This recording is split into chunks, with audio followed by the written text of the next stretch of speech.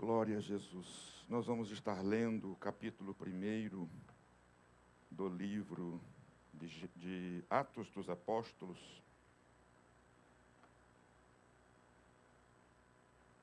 Capítulo 1 do livro de Atos dos Apóstolos, versículo de número 7.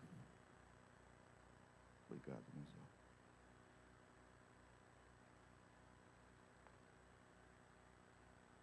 Glória a Deus. Texto bastante conhecido de todos nós, né? Diz assim a palavra de Deus: respondeu-lhes: a vós não vos compete saber os tempos ou as épocas que o Pai reservou à sua própria autoridade. Na minha versão diz assim: disse-lhes, não vos pertence saber os tempos ou as estações que o Pai estabeleceu pelo seu próprio poder. Amém?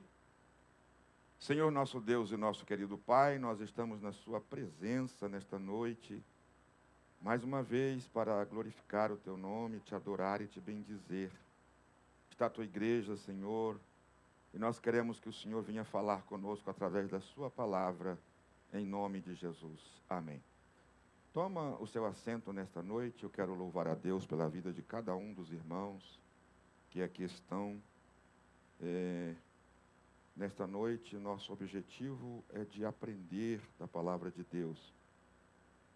Aquilo que o Espírito Santo colocou no meu coração, eu quero transmitir com toda a fidelidade e lealdade aos irmãos nesta noite. Quero, neste momento, fazer menção também do meu cunhado, que está lá em Belo Horizonte, o Gessé. Eu estava ali orando, me lembrei dele, quero fazer menção ao Gessé. É um crente, um servo do Senhor Jesus, pertence à igreja presbiteriana, mas é um homem de Deus, juntamente a sua esposa, a Lene, que Deus possa estar abençoando, e toda a família Resende, né?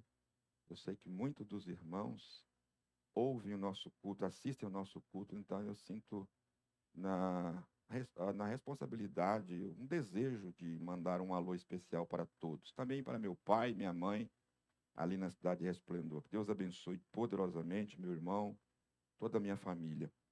Eu quero louvar a Deus, irmãos, porque o Senhor é bom e a misericórdia dele dura para sempre.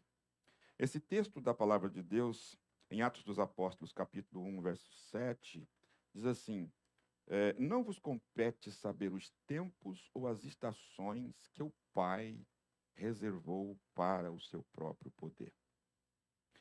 Eu quero falar com os irmãos nessa noite a respeito de transição. Diga comigo, transição. Todas as épocas, em todos os tempos, houve transições. O que é uma transição? Transição pode acontecer quando um adolescente está passando para a fase adulta, quando uma criança está passando para a fase da adolescência. Isso são transições, né, temporais que existem. Existe a transição de governos, transição governamental, saída de um presidente, a entrada de outro, isso são transições, né? Existe transição, saída de um pastor de uma igreja, entrada de outro. São transições, são períodos de tempos que terminam e começa outro período de tempo, outra contagem de tempo. Nós temos algumas considerações no que é, por exemplo, uma transição. Por exemplo, nós vemos aqui a famosa Bíblia de Scofield. Quem aqui tem a Bíblia de Scofield? Eu tenho a minha. Parece que o Giovanni tem. O Dr. Scofield, ele fala que uma transição, ele diz o seguinte: uma transição é um período de tempo no qual o homem é testado em sua obediência em alguma revelação específica da vontade de Deus. Ou seja, toda transição, ela mostra a saída de um período para a entrada em outro período. E quando nós olhamos isso na Bíblia Sagrada, quando Jesus disse, não vos compete saber os tempos, isso aqui mostra que esses tempos existem no conceito de Deus. Foi Jesus que disse. Esses tempos, ou esses tempos estabelecidos na humanidade, foram estabelecidos por Deus. E eles existem no conceito de Deus. Foi Jesus que disse que o Pai estabeleceu esses tempos pelo seu próprio poder, ou pela sua própria autoridade. Os estudiosos da Bíblia Sagrada, eu quero ser bem calmo, para que a gente possa compreender a palavra de Deus, porque Deus tem uma palavra específica para o nosso coração nesta noite, para os irmãos que estão aqui. E por aqueles que também nos ouvirão, né, através das nossas gravações. Mas nós precisamos de entender que os grandes estudiosos da Bíblia Sagrada, eles dividem a raça humana, todo o contexto humano, em dispensações. Diga comigo, dispensações. E são sobre essas transições dispensacionais que eu quero discorrer com os irmãos nessa noite, bem rápido, bem sucinto, porque são, no mínimo, 7 dispensações, e isso é muito abrangente, é assunto de seminário. Mas eu quero apenas pontuar algumas questões para os irmãos que eu acho de suma importância para que nós possamos entender o que está acontecendo na nossa atualidade. O que está acontecendo conosco nos dias em que nós estamos vivendo. Então, essas dispensações marcam um período de tempo que Deus estabelece e coloca o homem dentro desse contexto temporal, para que esse homem seja testado. Por exemplo, o dicionário espanhol, La Bíblia Santa, diz o seguinte: dispensação é o plano de conduta de Deus para os homens. É o plano de conduta de Deus para os homens. O pastor e missionário Lawrence Olson, que escreveu aquele livro O Plano Divino através dos séculos, ele diz que dispensação é um período moral ou probatório para o homem. Diga, um período moral ou probatório para o homem. O doutor Ralph Higgs, ele disse o seguinte, esse doutor Ralph Higgs, ele foi o 8º superintendente geral das Assembleias de Deus no mundo. E era professor também de faculdade evangélica, teológica. Ele diz o seguinte, olha o que ele diz: o arranjo ordenado e a classificação adequada da verdade divina que proporciona o estudo dos períodos bíblicos ou dispensacionais nos evitará extraviar-nos e nos livrará de muitas confusões e erros na interpretação bíblica. Conhecendo esses períodos ou esse estudo, a gente vai saber aplicar o texto sagrado para quem ele está dizendo, o que é que ele está dizendo. Isso vai nos ajudar a entender o conceito da palavra de Deus. Agostinho de Hipona escreveu, distingue as épocas e as escrituras farão sentido. Interessante isso, né? Ele diz o seguinte, eu vou repetir. Distingue as épocas, ou conheça as épocas, ou separe essas épocas, e as escrituras farão sentido ou se harmonizarão. Muita gente não entende a Bíblia Sagrada, porque pega esse livro, 66 livros da Bíblia, lê, embola tudo, e não sabe para quem está dizendo, em que época que foi dito, e aí começa a fazer uma série de, principalmente com muito respeito, mas eu preciso falar, principalmente o neopentecostal, que não tem muita profundidade na palavra de Deus, e querem apenas oba-oba, mas nós precisamos parar, irmãos, e aprender, discernir tempos e estações, não é mesmo? Discernir os tempos e as estações. Quando a Bíblia fala vindo à plenitude dos tempos, a Bíblia está mostrando que há épocas, plenitude do tempo. Há épocas que começam, que findam, que inicia e que tem um fim. Nós estamos vivendo o maior período, ou seja, uma das maiores transições que a raça humana vai passar, ou já está passando. Nós estamos vivendo, eu diria, o maior. Conhecendo as outras dispensações e as suas transições, eu posso dizer que hoje nós estamos vivendo, nós somos os habitantes da Terra, que estamos vivendo talvez o período que vai haver a maior e mais impactante transição na Terra. Por que nós falamos isso? Nós vamos ver no decorrer desta pequena palavra que eu estarei dando para os irmãos. Essa mudança que nós estamos vivendo agora, depois eu vou falar para os irmãos alguma coisa relacionada às outras dispensações, até chegar na época que nós estamos. Mas eu quero dizer para os irmãos que essa mudança que nós estamos vivendo agora, ou essa transição que nós estamos vivendo agora, é uma transição que marca ou vai marcar a vinda do Filho de Deus, não mais como ele veio na primeira vinda. Vai marcar a vinda do Filho de Deus como Deus, como poderoso, como rei, como aquele que tem autoridade, como aquele que vai impor, aleluias, suas ordens, como aquele que vai reger as nações, como aquele que vai ter autoridade, que todo joelho terá que olhar para ele, dobrar-se diante dele e reconhecer a sua soberania. Então é essa transição que nós estamos vivendo neste momento. A primeira dispensação que nós podemos ver é a dispensação da inocência. Diga comigo, dispensação da inocência. A segunda dispensação que nós podemos ver é da consciência. Diga consciência. A terceira dispensação que nós temos aqui na palavra de Deus é chamada de dispensação do governo humano. Diga governo humano. A quarta dispensação é a dispensação da promessa. Diga, da promessa. Essa dispensação também pode ser vista como a dispensação da fé, né?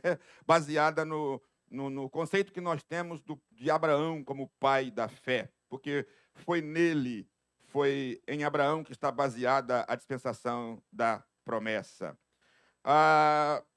Depois da promessa, nós temos a dispensação da lei, ou dispensação mosaica. Diga comigo, dispensação da lei, ou mosaica. Depois nós temos a sexta dispensação, que é a dispensação da igreja, ou dispensação da graça. Diga, dispensação da graça.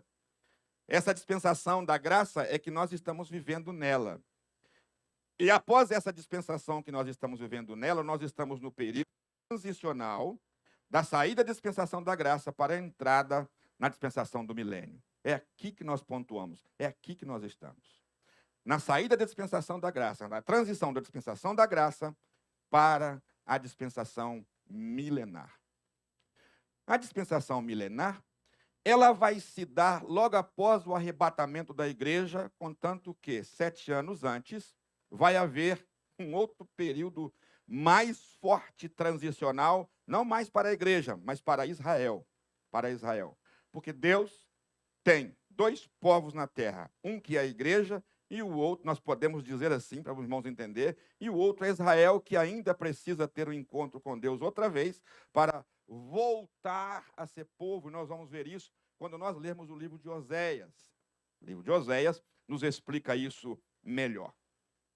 Mas então vamos voltar na questão da dispensação da inocência. Quando se deu isso?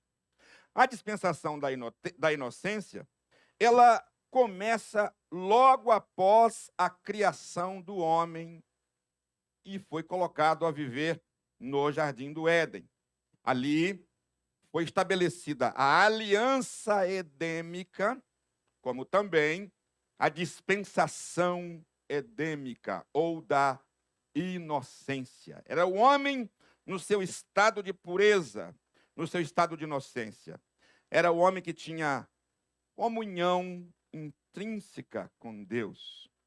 Deus, o homem, homem, Deus, criatura e criador, se harmonizavam e eram, ou seja, era uma perfeição. Mas os irmãos sabem que o homem caiu e aí veio a primeira necessidade de uma transição. Saída do estado da inocência, e entrando no segundo período dispensacional, que era a dispensação chamada consciência. A dispensação da consciência, quando o homem abre os seus olhos e passa a conhecer o bem e o mal. Qual foi a razão? Gênesis 3:15. Por favor, coloca para nós aí Gênesis 3:5. Desculpe, Gênesis 3:5. Se você tiver sua Bíblia, por favor, pega a sua Bíblia, manuseia ela aí, para a gente aprender, para a gente estudar a palavra de Deus nesta noite. Eu não tenho muito tempo e eu quero chegar no final desta conversa com os irmãos nessa noite. Gênesis 3:5 diz assim: porque Deus sabe que no dia em que dele comerdes, se abrirão os vossos olhos, e sereis como Deus, sabendo o quê? O bem e o mal. Observa bem, Deus dá um aviso. Como nós vimos acima aqui, o Lawrence Walser, dispensação é um período moral ou probatório. É onde Deus, é o tempo em que Deus testa a responsabilidade moral do homem. Deus poderia simplesmente fazer o seguinte: você vai me obedecer. Você vai me obedecer, custe o que custar. E impor. Ele é poderoso, ele poderia fazer. Mas Deus é amor. E ele não é impositor. Ele pede. Eu não consigo entender Deus batendo na porta do meu coração e pedindo para entrar. Foi ele que me criou, foi ele que me fez, foi ele que fez você, foi ele que criou. Ele é o dono de tudo, ele é tudo é dele, tudo é para ele, e ele chega e pede. É só Deus. É só Deus. A gente é muita coisa na visão de Deus. Ele criou esse homem como coroa da criação. Mas, então, o que acontece? O homem peca, desobedece e participa daquele fruto que Deus, daquela árvore que Deus havia dito para ele não ir. Abriu-se os olhos, então o homem entra na dispensação da consciência. O período que durou a dispensação da inocência, ninguém sabe. A gente não sabe quanto tempo Adão viveu no Éden, naquele estágio de inocência. Alguns arriscam a dizer que demorou muito tempo, outros demorou pouco tempo. Não me compete saber, eu não quero aqui defender a ideia de que foi muito e nem defender a ideia de que foi pouco. Não é interessante para mim aqui. Interessante é saber que houve esse período. O tempo foi suficiente para Deus mostrar quem realmente, ou o que realmente estava no coração do homem. O homem, quando entra no estado da consciência, já aqui, quando você soma toda a trajetória bíblica, né? Aí você vai chegar a um número, sim. Demorou, no estágio da consciência, cerca de 1656 anos. Eu acho bom você anotar isso, porque depois, no final, a gente vai somar para saber aonde nós estamos no cenário do tempo. 1656 anos que demorou esse período, esse estágio da consciência, que vai exatamente, talvez, do capítulo 2, na queda do homem, de Gênesis, até o capítulo 6. Até o capítulo 6, que vai esse período de tempo, né? 4 capítulos da Bíblia Sagrada, 4 capítulos de Gênesis. É muito importante você saber, 4 capítulos de Gênesis. Discorre um período de 1656 anos. 1656 anos é o chamado período da consciência. Em Gênesis, capítulo 6 e 5, aqui mostra para nós a razão da transição. Deus também teve que mudar. Deus teve que sair do estado da consciência e ir para um outro estágio. Olha o que diz a Bíblia, 6 e 5 de Gênesis. Por favor, abre a sua Bíblia. E se puder colocar no telão para a gente acompanhar junto. Gênesis 6 e 5. A Bíblia diz que a maldade do homem se multiplicou sobre a terra. Diga comigo, a maldade do homem se multiplicou sobre a terra. Então, essa é a razão, a principal razão da transição, da saída do estágio da consciência para um outro estágio, que nós vamos ver qual é, né? O outro estágio. Em Gênesis 6 e 3, não dá para colocar no telão para nós, não? Gênesis 6:3. Vamos lá, vamos ler junto, vamos lá. Então disse o Senhor: o meu espírito não permanecerá para sempre no homem, porquanto ele é carne, mas os seus dias serão 120 anos. Tem uma outra versão que diz assim: não contenderá o meu espírito para sempre com o homem. Não contenderá o meu espírito para sempre com o homem. Essa foi a razão, irmãos. O homem se perdeu. O homem se perdeu. E vocês sabem qual é o fim da história. O dilúvio veio sobre a terra. Destruiu a todos. Escapou quantas pessoas? 8. Somente uma família.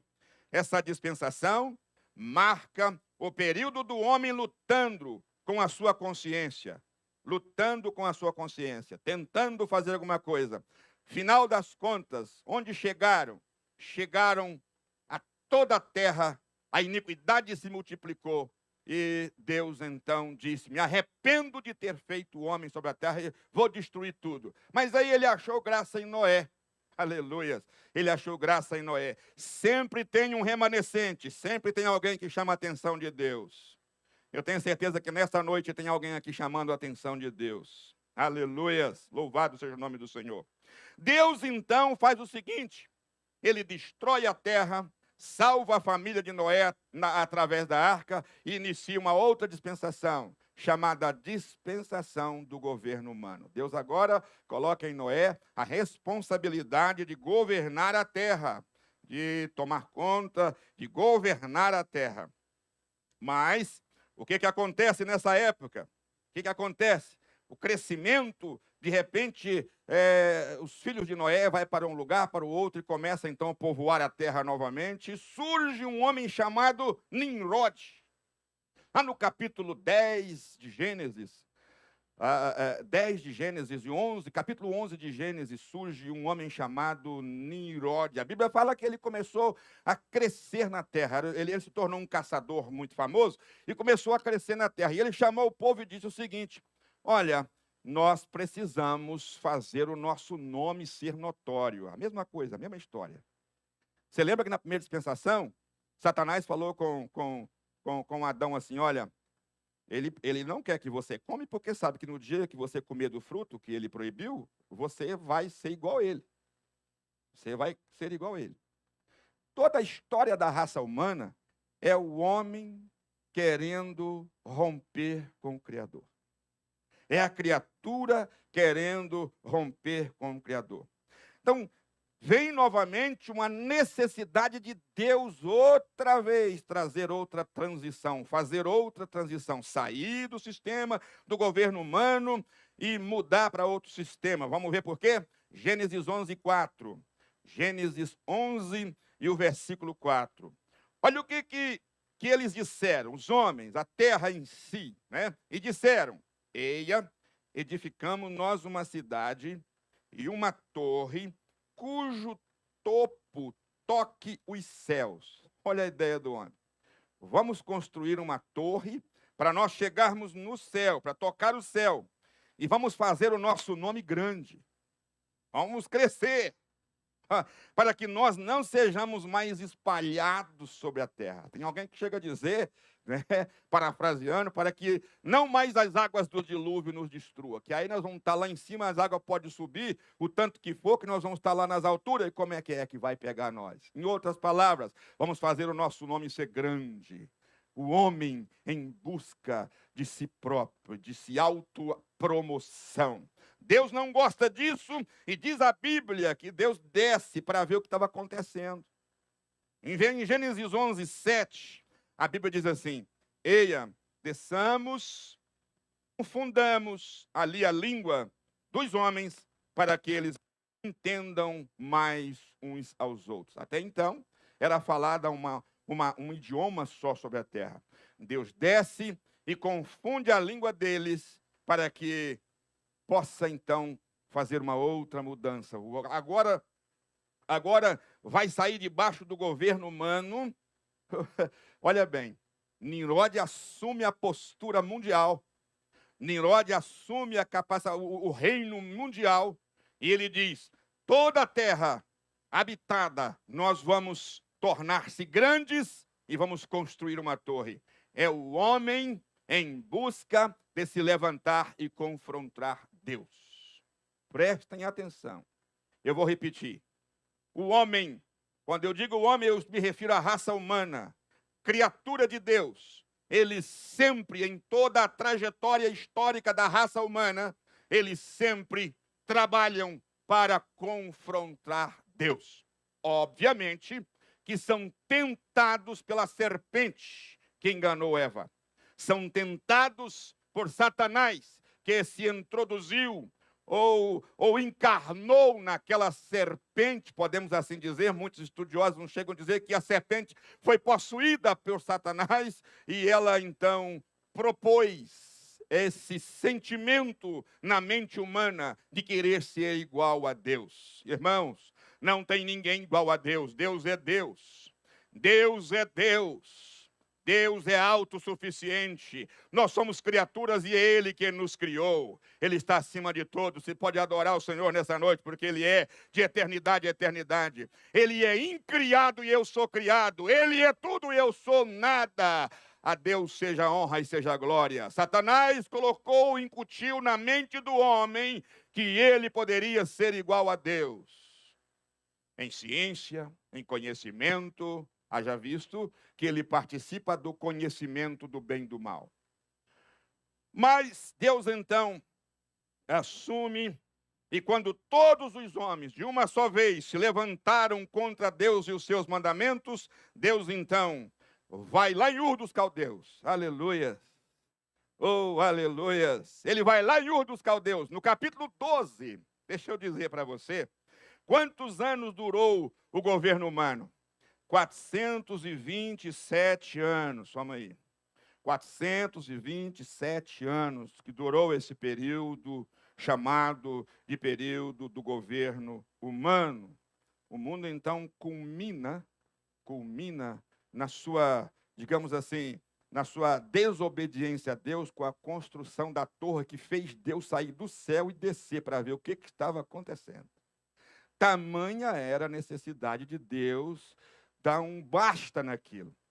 Deus então vai em Ur dos Caldeus, a terra estava totalmente afastada, totalmente embriagada pela idolatria, e Deus vai lá na cidade de Ur dos Caldeus, no capítulo 12, chama um homem chamado o quê? Abraão.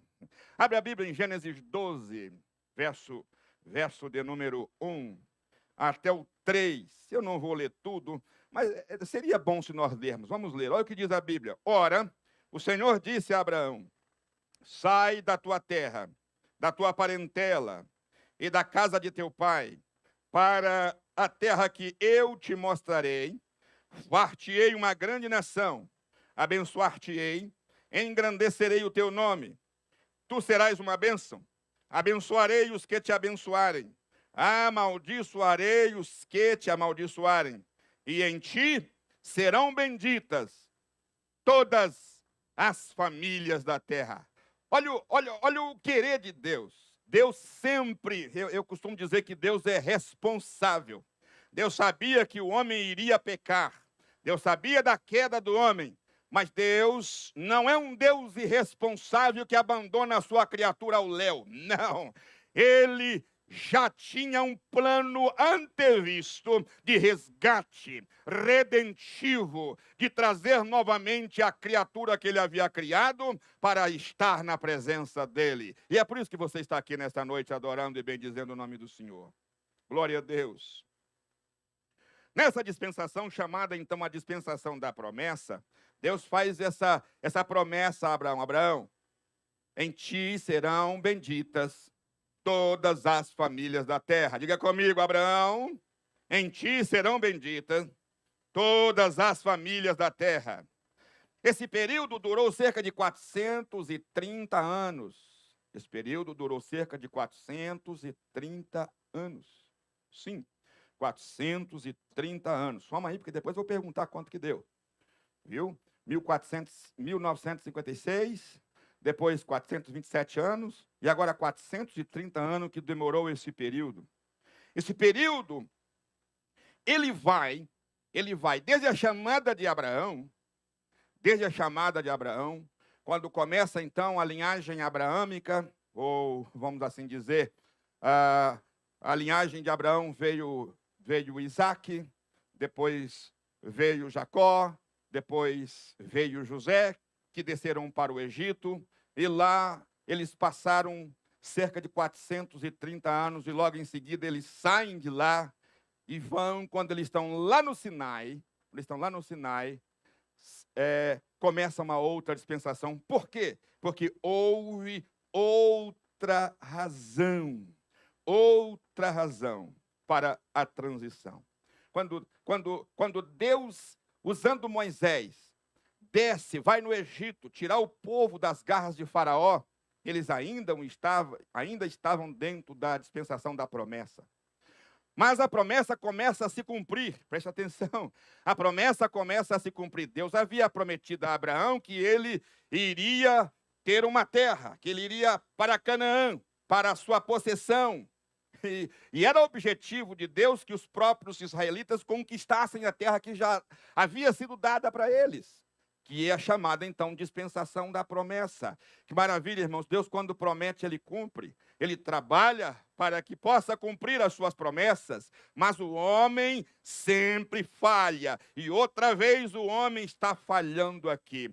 Principalmente quando Deus começa, então, a desenrolar a libertação. Você vê no livro de Êxodo, no capítulo 3, quando Moisés, chamado por Deus, e para atender a necessidade do povo, Moisés desce. Moisés não queria ir, nós conhecemos a história, mas Moisés vai.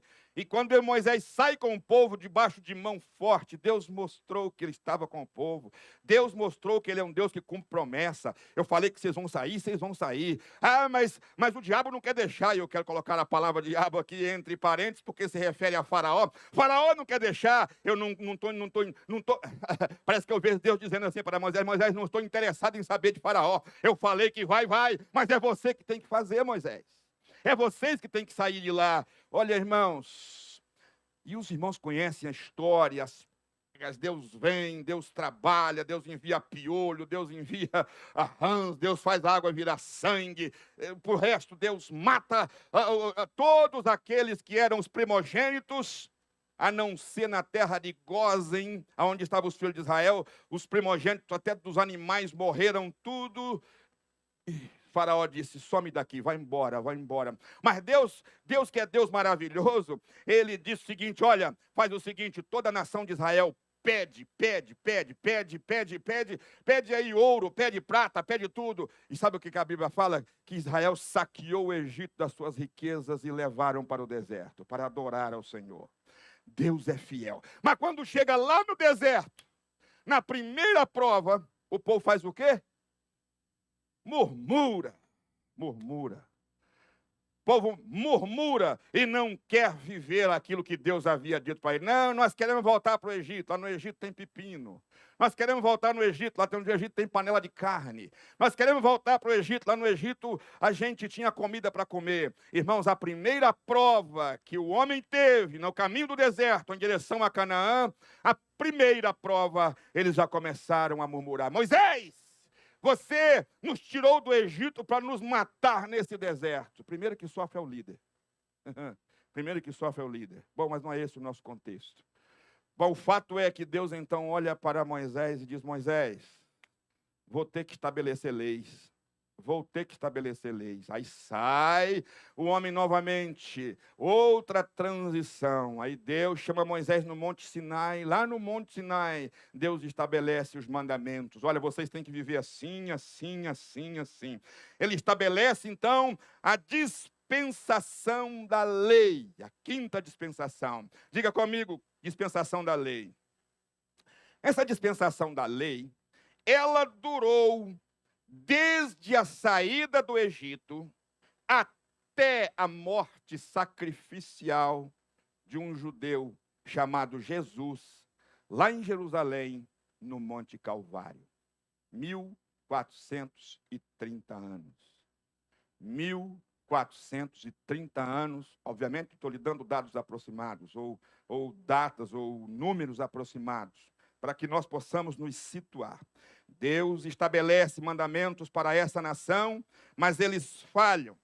O povo se revoltou contra Deus. Na dispensação da lei também. Meu Deus, irmãos. O povo se revoltou contra Deus. Olha o que Isaías escreve no capítulo 1, versículo 2, 3 e o 4. Isaías, capítulo 1, versículos 2, 3 e o verso 4. Os irmãos vendo que eu estou só pontuando, não estou entrando em detalhes. Estou mostrando para os irmãos na dispensação. Nós estamos na 5ª dispensação, chamada dispensação da lei. Dispensação da lei. Ouvi, ó céus, e preste atenção, ó terra. Olha o que diz, está dizendo a palavra de Deus. Eis que Jeová, o Senhor, criei filhos e os fiz desenvolver. Todavia, eles o quê? Se revoltaram. Ali no texto, naquela versão, diz se rebelaram contra mim. Ou se revoltaram contra mim. Outra vez a humanidade se revoltando contra Deus. Você vai entender o que está acontecendo agora. É apenas repetição de anos atrás.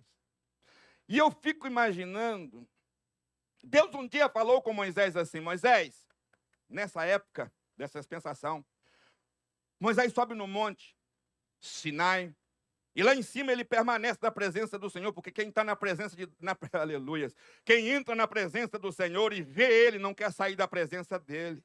Moisés subiu no sinal, a glória de Deus encheu o lugar e Moisés esqueceu de voltar para trás. Ficou lá 40 dias, 40 noites. Ô irmãos, quem adora ao Senhor, quem vive na presença do Senhor, não vê o tempo passar, mas quem está fora da presença do Senhor, lá embaixo, não está no monte, o tempo demora. E aí os filhos de Israel olharam para o outro, chamou Arão, disse, Arão, faz para nós deuses, porque esse Moisés, ainda citaram o homem de Deus com desprezo. Esse tal Moisés, não sabemos o que aconteceu com ele. Deve ter morrido lá pelos altos daquelas montanhas. Não tinha morrido, não. Moisés estava na presença de Deus. Tem hora que o homem de Deus se cala, aleluia. Tem hora que o homem de Deus não abre a boca, mas não é porque ele está morto, não. É porque ele está buscando orientação da parte de Deus. Lá estava Moisés e o povo de Israel, quero saber desse homem não, faz bezerro. Arão então disse, olha, pega aí os seus pendentes, pega os seus atavios, pega aí, vamos fazer então, joga no fogo e vamos ver o que vai sair. E Arão, a Bíblia diz que Arão jogou no fogo lá e saiu um bezerro e o povo estava lá adorando. Irmão, Deus se ira tanto com aquilo. Moisés também se irou tanto com aquilo. Os irmãos conhecem a história. E a Bíblia fala exatamente que Deus, então, nessa dispensação da lei, Deus fala, Moisés, desce, o seu povo, que você tirou da terra do Egito, se desviou, se distanciou, rapidinho, já está todo mundo desviado. Desce para lá e conduz esse povo. Eu nem quero saber. Você imagina Deus?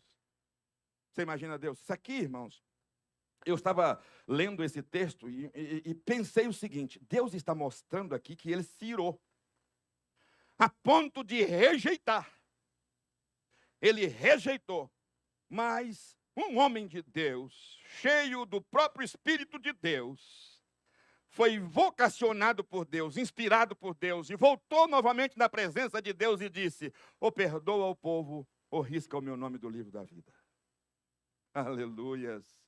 Aí Deus olha para Moisés e diz, Moisés, tu é petulante, hein? Tu é audacioso, Moisés.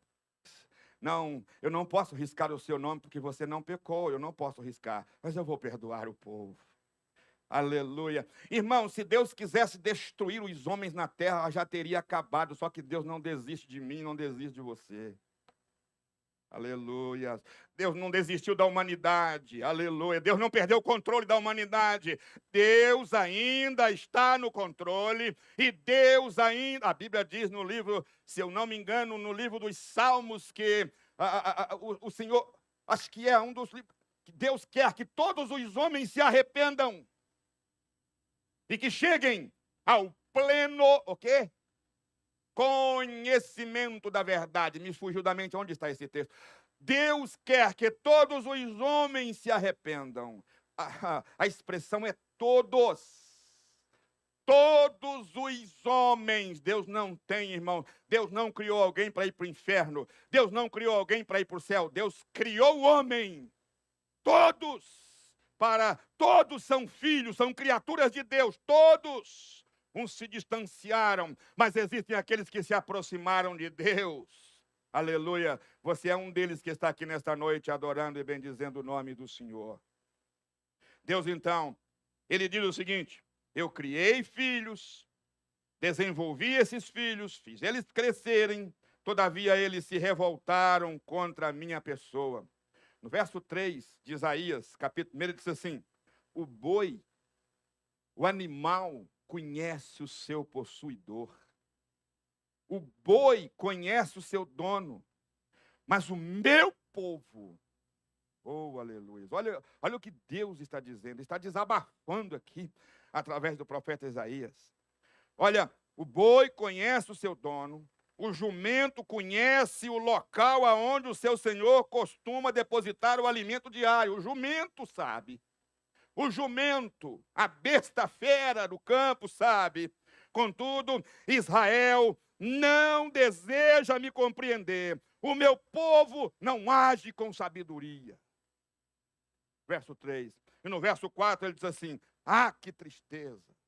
Olha a expressão de Jeová. Ah, que tristeza, nação pecadora, povo carregado de malignidade, raça de perversos, filhos que amam a corrupção. Eis que abandonaram o Eterno, desprezaram o Santíssimo de Israel e afastaram-se do Senhor. Palavras do próprio Deus se referindo ao povo. Irmãos, é sempre o povo. É sempre o povo. Você se lembra? Quando Jesus chega na terra, eu vou abrir um parênteses só para mim não esquecer e citar, depois eu volto outra vez lá para o profeta Isaías. Você se lembra quando Jesus chegou na terra, que o povo aplaudiu, Hosana, Hosana, e quando ele entrou na sua entrada triunfante em Jerusalém, lançaram-se flores e passou por cima o Messias, Hosana, ao Filho de Deus nas alturas. Você se lembra disso? Aí depois foi a mesma turba, o mesmo povo que gritou em alta voz: crucifica-o, crucifica-o, crucifica-o. Irmãos, nosso coração é mau. O nosso coração é perverso. Mas nós precisamos nos humilhar diante do Criador. Nós precisamos reconhecer a nossa malignidade, adorar a Deus e nos posicionar e dizer: Senhor, tenha misericórdia de mim, que sou um miserável pecador, e o Senhor terá misericórdia de cada um de nós. Você pode dar glória a Deus nessa noite?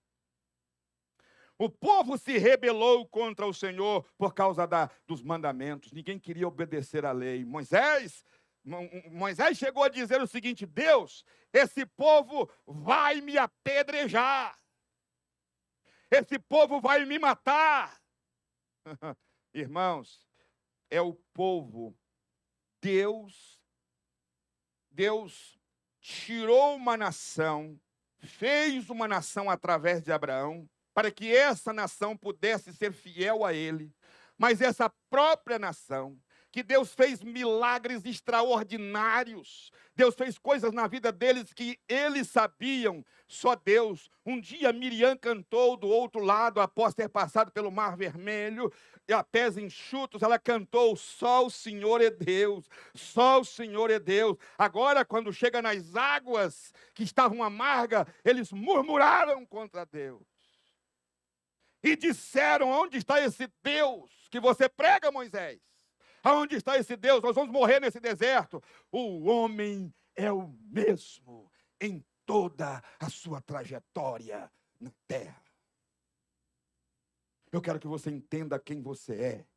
Um caco no meio dos outros cacos. Nós não somos ninguém. Nós não podemos nada. Oh, aleluias. Você só está aqui nessa noite assentado ouvindo essa palavra. Eu só estou aqui ministrando essa palavra por causa da misericórdia do Deus Todo-Poderoso. Aleluias. Você só não está na prostituição por causa da misericórdia do Senhor. Você só não está nas drogas. Não apedreje quem está lá, porque você não está por causa da misericórdia do Senhor, porque você não é melhor do que aquele que está lá. O alamandarabachore me caia. Quando você vê alguém assim, vai atrás dele, busque ele, porque ele é tão importante para Deus quanto você. Ramandarabachore me caia. Aleluias. Glória a Deus, o tempo está passando, não posso me focar mais aqui. Bom, o fato é, dispensação da lei, não tem jeito, o homem não vai conseguir. Ninguém consegue, ninguém consegue. Vamos fazer o seguinte, filho, desce. A quem enviarei, quem há de ir por nós? Lá vem Jesus dos céus, o Deus encarnado, Emanuel. Oh, aleluias. Reunião nas alturas, na eternidade. Quem vai, quem há de ir por nós? Eu irei, desce Jesus. Jesus, chegando à plenitude dos tempos, veio ele encarnado, nascido de uma mulher, e instaura uma nova dispensação. Que dispensação é essa, pastor? A dispensação da graça. Agora não é lei. Agora não é tábuas de lei escrita pelo lado de fora e você tem que olhar e obedecer. Agora a obediência é instaurada no seu coração e lá está escrito na sua tábua, na tábua da sua consciência. Oh, aleluia. Agora não precisa de vigilantes, não precisa de escribas, não precisa de nada disso. Agora não precisa de sacerdotes, porque nós somos uma nação sacerdotal. Agora nós temos a entrada a Deus, porque Jesus, na cruz do Calvário, ele findou a lei e inicia a graça, a lei do Espírito de vida, aleluia, te livrou da lei do pecado e da morte. Eu vi aquele pastor Joseph Prince, se eu não me engano, o nome dele é esse mesmo, lá de Singapura, ele dizendo o seguinte, achei interessante quando ele diz, a lei é como um espelho, quando eu olho no espelho, o que eu vejo? Eu que estou lá dentro, não tem como mudar. Você não gosta do que você vê no espelho? Não tem jeito, é aquilo ali mesmo.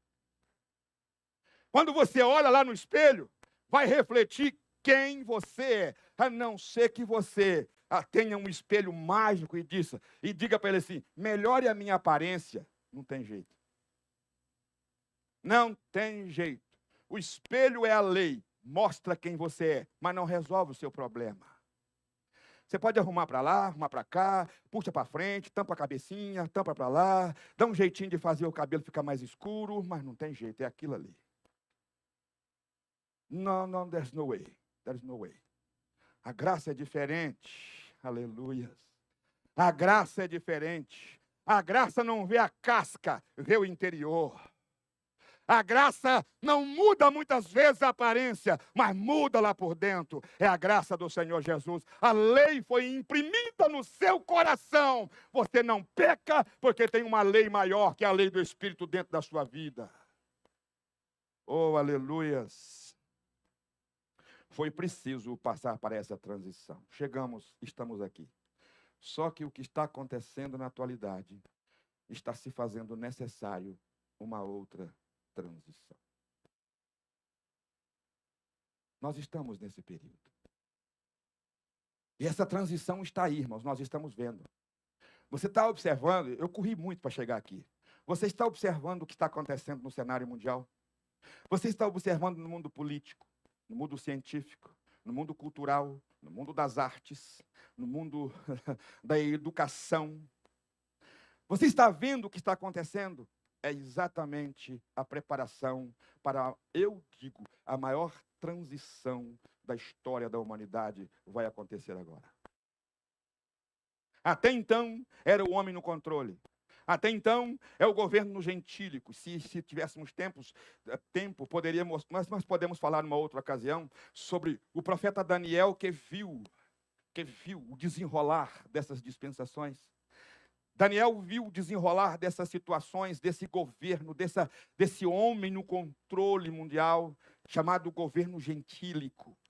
O homem no controle. É uma briga de poder, irmão. Um querendo ser melhor do que o outro. Eu vou citar o exemplo aqui, estou falando em tese, vou citar o exemplo aqui dos Estados Unidos, que é o país em que nós estamos vivendo. Os republicanos entram e dizem que eles são os melhores. Enquanto os republicanos estão no poder, dizendo que são os melhores, os democratas estão fora do poder, sendo a oposição, dizendo que eles que são os melhores, que tem que tirar os republicanos para o democrata entrar. Aí o democrata entra, os republicanos passam para a oposição e começa aquela briga. Sabe quando vai terminar? Never. Nunca. Nunca vai terminar essa batalha, essa disputa de poder, essa vontade de querer. Eu quero estar no topo, eu quero chegar. O meu objetivo é chegar e estabelecer. É o desejo do homem estabelecer o meu trono. Você se lembra esse perfil? Você se lembra de onde surgiu isso? Lá no livro de Ezequiel, capítulo 28. Você se lembra? Subirei, estabelecerei o meu quê? Trono. E serei semelhante ao Altíssimo. Esse é o querer do homem. Isso foi implantado no coração do homem. Você vai ser igual a ele. É isso que ele não quer que você seja. Faça porque você vai ser igual. Se rebele porque você vai ser igual a ele. O homem, meu Deus. Sabe o que eles estão querendo fazer agora? Banir Deus do cenário mundial. Acabar com esse nome de Deus. Acabar com o cristianismo.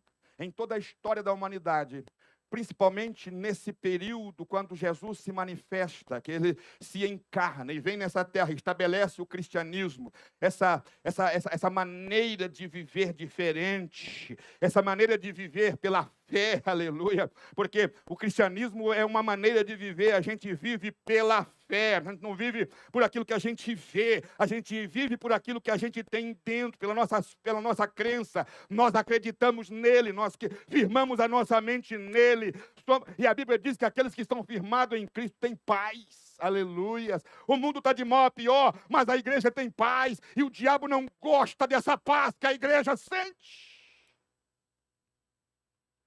E luta para destruir, para destroçar, para acabar, para trazer problemas. Irmãos, não deixe que falte paz e harmonia na sua casa, na sua vida, na sua família, porque Ele é o príncipe da paz. Ele diz, paz seja convosco. E o mundo não quer Deus. Não quer Deus. Nós não queremos Deus. Você quer ver? 3 passagens bíblicas. Talvez o tempo não dá para discorrermos tudo, mas vou citar 3 passagens bíblicas para descrever a razão da grande necessidade de uma transição. Que transição é essa? Qual é a transição que está para acontecer? Eu vou te dizer, ela vai culminar no arrebatamento da igreja. Oh, aleluias! Vai haver um movimento tão grande nessa terra, louvado seja Deus. Não vai haver uma confusão tão grande nessa terra em toda a história. Você se lembra do dilúvio? E Jesus disse, como foi nos dias do dilúvio, nos dias de Noé, assim será também na vinda do Filho do Homem. Vai ser uma confusão total na terra, irmãos. Alguém vai chegar nas portas dessa igreja, desse Beisma. Aqui tinha uma igreja, eu quero ir lá. Não, mas nós não estaremos mais aqui, não. Não vai abrir igreja mais, não. Não vai. Alguém está com medo das igrejas fechar. Irmãos, as igrejas vão fechar tudo. Porque a igreja vai embora para o céu. Aleluia. Ramanda Rabachu. 3 passagens. Abre a Bíblia em Mateus capítulo 24. É o texto escatológico de Mateus. Capítulo 24. Do versículo 1 até o 12, irmãos. Não vou ler tudo isso, porque obviamente não vai ter tempo. Mas no finalzinho, lá no versículo, se eu não me engano, verso 12, diz assim, eu vou ler o verso 11 e o 12. E surgirão muitos falsos profetas e enganarão a muitos. Aí o verso 12 diz assim, e por se multiplicar o quê? Vamos falar alto. E por se multiplicar a iniquidade, o amor de muitos. Foi Jesus que disse isso. Foi Jesus que disse isso. Deixa eu perguntar, você está vendo multiplicação da iniquidade em nossos dias? Demais. Você está vendo o esfriamento do amor? Pessoas que estão trocando a igreja por dólares. Pessoas que estão trocando momentos como esse para ganhar dinheiro. Olha, isso é esfriamento de amor. Amor aqui não é amor ao próximo, é amor a Deus. Amor às coisas de Deus, ao serviço de Deus. Mas eu estou tão preocupado com a terra que eu esqueço de olhar para o céu. Ora, irmãos, você não veio aqui para ouvir eu brincar com você, né? E eu também não vim aqui para brincar com ninguém. A verdade é a verdade. Olha quanta gente temos na igreja hoje. Nós somos mais de 130 pessoas. Olha quanta gente. Vai saber? Todos têm razão. Interessante isso. Isso é muito interessante. As desculpas são válidas. Tem desculpa. Tem sim desculpa. Não fui, pastor, por causa disso e disso. Aí você olha, não, você tem razão. Mas isso justifica? Isso chama-se esfriamento do amor. Porque quem ama a Deus não vê a hora de chegar o momento para estar na presença dele. Você se lembra quando você namorava com a sua esposa? Eu lembro quando eu namorava com a minha. Eu viajava a semana inteira, eu era vendedor de roupa. Saía, eu vendia, lotava o meu fusquinha de roupa e ia vender nas roças. Quando dava sexta-feira, eu dizia, se vendeu, vendesse, se não vendeu, vendesse. Eu vou para casa que eu quero ver a Giane.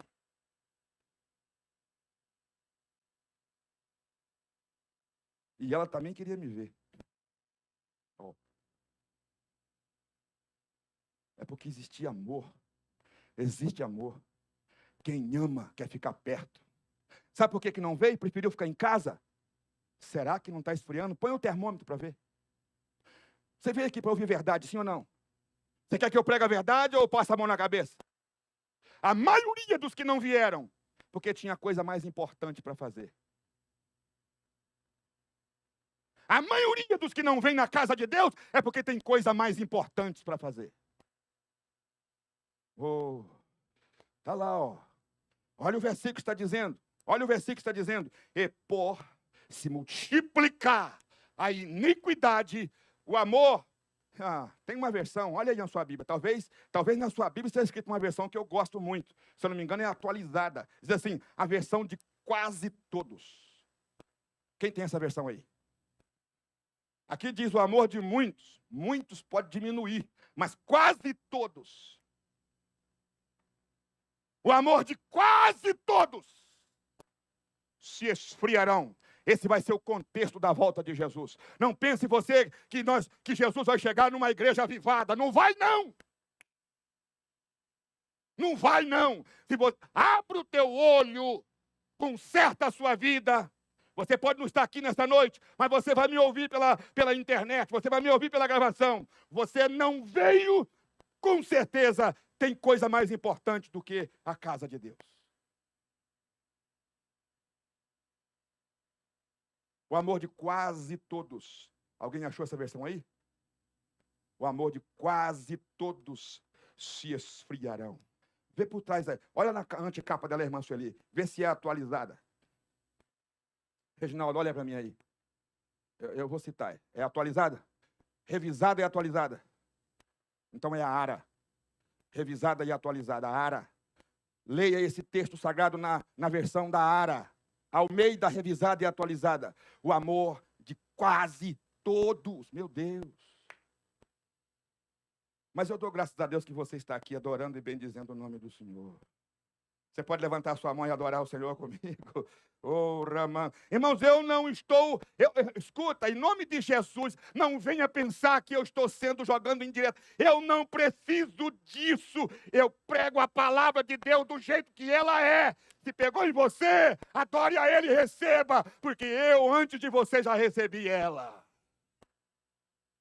Eu não vou cortar a volta. Porque fulano... Eu não vou cortar a volta. É a verdade, é a verdade. Tem crente, tem até obreiro que só vem na igreja de domingo. Você imagina um esposo que só vai na casa da esposa no domingo. Ou vice-versa. Que amor é esse? O amor de muito se esfriará. Você não é nada. Eu também não sou nada. Nós não somos nada. Mas pelo amor de Deus, vamos acender a chama dentro de nós. Vamos acender a chama dentro de nós. Vamos acender a chama dentro de nós. Porque Jesus virá em um momento em que ninguém está esperando.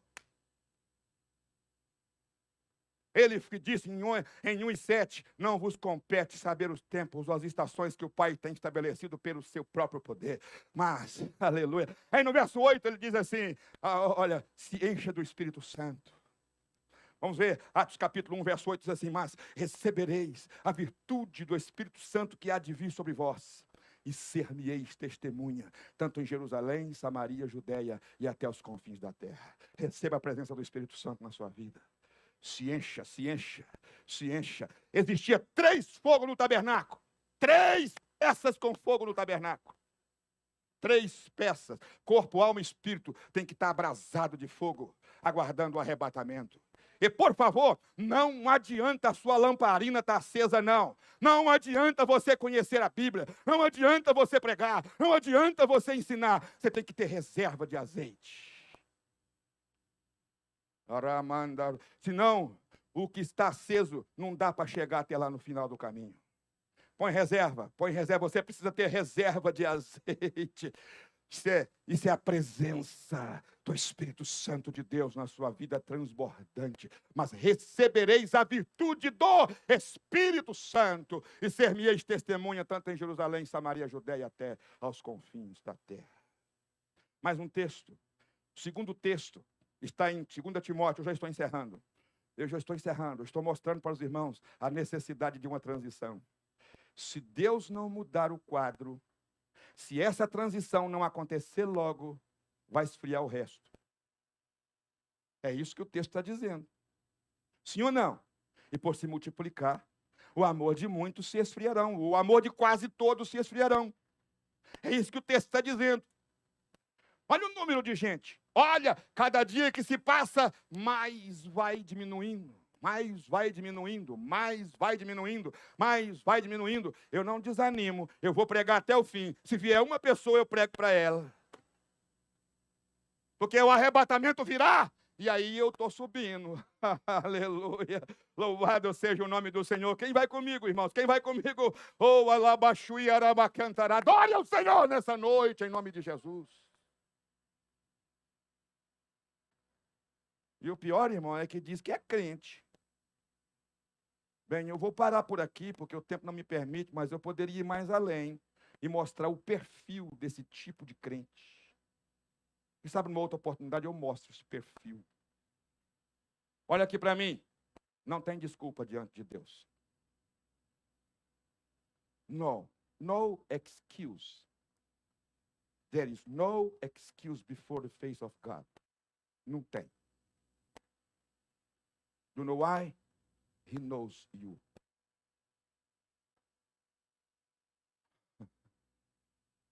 He can look you inside. Ele pode te ver por dentro.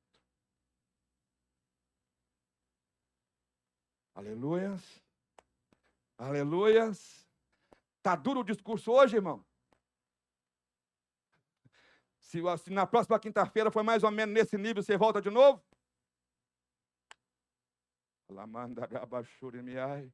Vai apertar esta racha.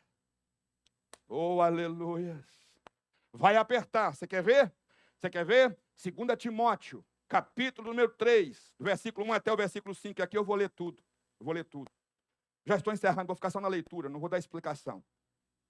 Sabe, porém, isto, que nos últimos dias sobrevirão tempos trabalhosos, porque haverá homens amantes de si mesmo, avarentos, quer mais dinheiro, presunçosos, acha que não precisa de nada, soberbo.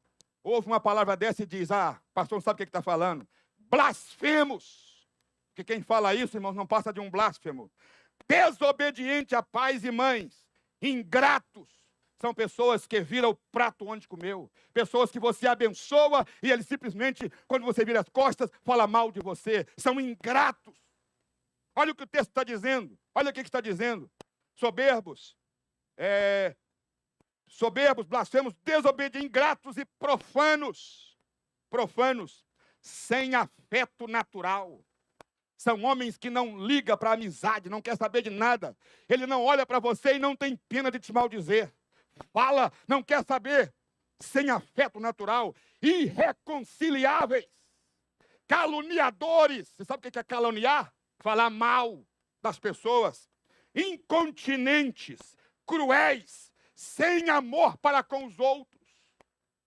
Para se autopromover, fala de qualquer um e de todos. E não pense, as pessoas que falam de um com você, vai falar de você com ele. Caluniadores, sem amor para com os bons. Traidores, obstinados, orgulhosos, mais amigos dos deleites do que amigos de Deus. Escuta, eles parecem que têm piedade. São pessoas que você olha para ele, não, e ainda fala do nome de Deus. tendo aparência de piedade, mas negando a eficácia desta. Olha o conselho de Paulo para o jovem Timóteo. Leia para mim a última parte. Vamos lá, 1, 2, 3. Na minha versão diz o seguinte: destes, afasta-te. Corta relação. Não é eu que estou dizendo, gente, é a Bíblia. Para encerrar, Malaquias 4:11. Oh, aleluias. Agora, olha bem. Eu disse 3 textos. Os 2 estão exatamente representando o mundo em que nós estamos vivendo. Agora, olha para aqueles que temem o nome do Senhor. Malaquias 4, versículo 1 até o 3. Para vós que temeis o meu nome, diga comigo, para mim, que temo o nome do Senhor, nascerá o sol da justiça. Oh, recalaba, xandarai. Você pode adorar o Senhor nessa noite. Aí ele diz, porque eis que aquele dia vem ardendo como fornalha. Todos os soberbos e todos os que cometem impiedade serão como a palha. E o dia que está para vir os abrasará, diz o Senhor dos Exércitos, de sorte que não ficará nem raiz e nem ramo. Mas para vós, aleluia. Oh, vamos ficar de pé, irmão, já estou encerrando. Eu estou com vontade de pregar mais, mas eu não vou segurar vocês mais aqui nesta noite, não. Aleluias. Oh, aleluia. Vem para cá, John, faz um solo ali, alguma coisa ali. Mas para vós, que temeis o meu nome, nascerá o sol da justiça. A cura trará as suas asas, e saireis e saltareis como bezerro da estrebaria. Pisareis os ímpios, porque se farão cinza debaixo da planta dos vossos pés, naquele dia em que eu estou preparando, diz o Senhor dos Exércitos. Se eu fosse entrar em conceito teológico, o tempo não me permite, eu iria mostrar para os senhores, para nós nessa noite, que esse texto está diretamente voltado para a nação de Israel. Mas por quê? Nesse final de transição, não aplicar ele na igreja. O sol da justiça é quem? Ele vai se manifestar no céu ou não? Quem vai ver esse sol da justiça é só aqueles que estão aguardando o arrebatamento. Oh, aleluias. O remanda, raba. Escuta. Quando o sol se manifesta, significa passou a noite, um novo dia raiou. Oh, aleluia. Para vós que temeis o meu nome, a noite é passada, evangelista Ricardo. A noite passou, Joel. Acabou a noite, findou a noite, o dia raiou. Nós estamos subindo para a eternidade, transmito para você. Oh, se você quiser levantar a sua mão comigo.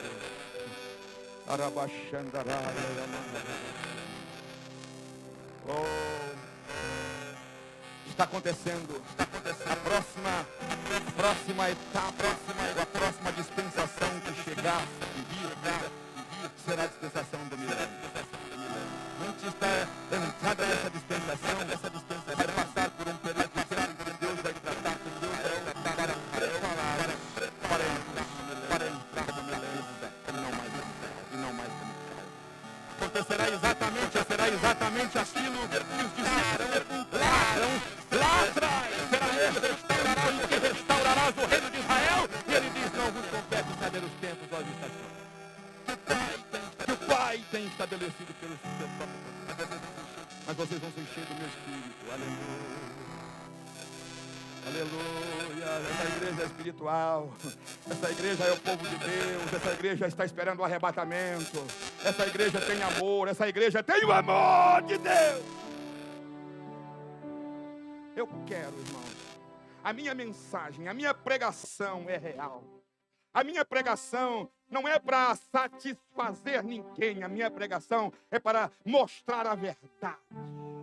Não adianta eu dizer, está tudo bem, enquanto você está perdendo o seu tempo, amando mais a matéria do que o espírito. Se você não quiser gostar da minha mensagem, o problema é teu. Mas a verdade é essa. Você está trocando qualquer coisa por causa, ou seja, trocando o amor de Deus por qualquer coisa. Como é que eu posso dizer que eu amo a minha esposa se eu troco estar junto com ela por qualquer outra coisa? Que amor é esse? Que amor é esse? Como é que eu vou amar a Deus se eu simplesmente digo, Deus, agora não. Today I can't. Maybe tomorrow. Oh, Rabash. Aleluia. Eu vou falar isso de novo. Eu já disse isso aqui, eu falo de novo. Quando eu cheguei nessa terra, há 20 anos atrás, quase 21 anos atrás. Não, 21 anos atrás. Cheguei em setembro de 99. Fui para Martas Vinhas trabalhar. Quem chega aqui tem que se virar. Nunca tinha trabalhado como pintor, como alguma coisa, nesse tipo de trabalho braçal. Eu sempre trabalhava em uma outra empresa maior. Mas eu fui trabalhar, tive que trabalhar. Eu falei com o meu patrão. Eu já falei isso aqui, vou repetir. Eu falei com o meu patrão. Eu trabalho para você porque eu preciso trabalhar.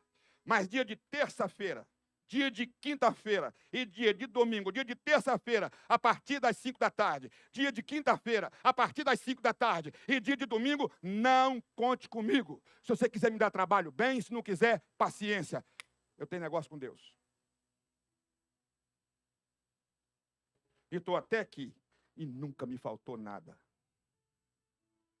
Alamanda. Oh, aleluia. Eu fui Tanto é a fidelidade de Deus, irmão Ricardo. Vou dizer, Ricardo, que eu fui trabalhar com um patrão e ele me disse o seguinte: pastor Télcio, eu não quero que você trabalhe fazendo nada. Você só vai conversar comigo o dia inteiro a respeito da Bíblia. Eu ganhava o dinheiro dele ensinando a Bíblia para ele. E não era pouco. Na minha época não era pouco. Era $15 a hora. Hoje é pouco, mas naquela época era um bom dinheiro. Só para ensinar ele a Bíblia. Tinha hora que ele parava tudo, vamos sentar, deixava os outros empregados trabalhar. Vem cá, como é que é isso? E $15 por hora. Se você... Põe Deus em primeiro lugar. Põe Deus em primeiro lugar. Põe Deus em primeiro lugar. E você vai ver o que Deus faz. Além de tudo isso, o céu te espera. Essa é uma palavra de fé para quem tem fé. Essa é uma palavra para quem almeja revelar ao mundo quem você é em Cristo Jesus. Aleluia. Feche os seus olhos. Eu parei na 6ª dispensação, porque nós estamos vivendo nessa transição. Não vou falar da transição do milênio, porque isso está para acontecer. É um assunto escatológico, isso é um outro assunto, é um outro tema, que se os senhores quiserem, eu posso trazer alguma coisa. Eu não sei se eu posso vasculhar todo o tema, eu não sei se eu posso discorrer todo o tema, todo esse tema, porque na verdade conhecer as coisas futuras é só Deus. A não ser aquilo que a Bíblia nos revela através da sua santa palavra. Algumas coisas ela nos revela, mas isso não pode ser falado dentro de 10 minutos, 20 minutos, 40 minutos. Isso é seminário. Eu quero dizer para você, está chegando o momento da transição. Está chegando o momento da nossa mudança dessa terra. Para onde você vai, pastor? Para a casa do papai. Está chegando, irmã Edilane, o momento de voltarmos para a casa do nosso papai. Oh, eu não vos deixarei órfão, voltarei para vós. Foi Jesus que disse isso. Foi Jesus quem disse isso. Eu não vos deixarei órfão, eu voltarei para vós. Ele disse o seguinte: olha, fique tranquilo, não se turbe o vosso coração, nem se atemorize. Na casa do meu pai tem morada. Se não fosse assim, eu teria dito: estou indo lá preparar lugar para vocês. Oh, racalaba, xurimiai. Lá já tem morada. Lá já tem morada. Quantos estão aguardando o arrebatamento da igreja? Em nome de Jesus, entenda com todo o amor do meu coração em que eu ministrei essa palavra a você e a todos aqueles que estão me ouvindo. Não me dirigia a ninguém especificamente. Eu me dirigia à igreja do Deus vivo, aqueles que querem ir morar no céu. Receba essa palavra e diga a Deus obrigado por ter falado comigo mais uma vez. Estamos chegando no final de uma dispensação. Estamos em transição para a entrada de uma outra dispensação. Os momentos são difíceis, são tenebrosos. E eu posso falar mais sobre isso, o que está acontecendo no cenário mundial. O tempo não me permite, mas eu posso. Os avanços tecnológicos que estão acontecendo em prol da implantação desse governo que vai anteceder o governo de Cristo no milênio, já está todo aí chegando. Você abre o teu olho, não brinque, esqueça de juntar tesouro na terra. Você precisa juntar tesouro no céu. Oh, aleluia. Vamos orar. Vamos orar nesse instante. Feche os seus olhos, eu vou orar. Nós vamos orar. Pode começar a orar você mesmo. Agradeça a Deus por você estar aqui nessa noite, por ter ouvido essa palavra. Pega só o maior também, por favor. Você pode adorar o Senhor, você pode vir ao Senhor, para o Senhor, você está, continue. Você pode adorar, eu vou adorar apenas o coro do Senhor.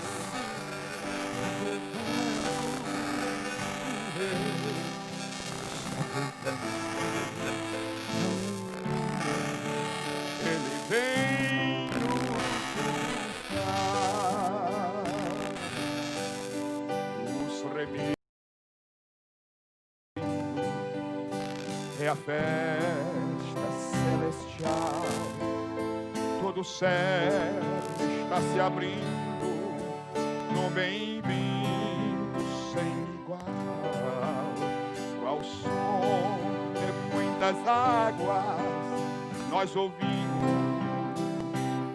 entoar, aleluias ao Cordeiro, vamos indo para o lar. Cante!